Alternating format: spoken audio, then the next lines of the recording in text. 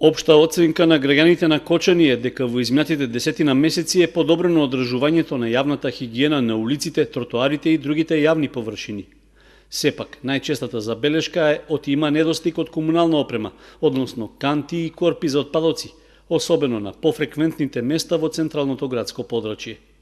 Со последната набавка на ваква опрема, за што Водовод склучи договор со фирма од Штип, предвидено беше да се обезбедат 30 метални корпи со држачи и механизми за празнење. Дел од нив се наменети како замена на искрашените или дотраени корпи. За останатите, граѓаните со право бараат да се постават покрај кеот на реката, на локацијата од плоштадот кон локалитетот Бавчалук. Нема и кантите, има канти, луѓето ќе стават у кантите. Треба хигиената да се подобро, за сите подобро. Секој деца тука има градинка, нормално дека треба да има канти за отпадок.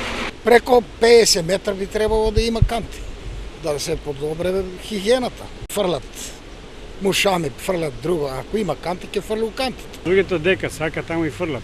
Некој има културни, донасат по контейнери таму, некој тупне на улицата и бега, заврши се работа.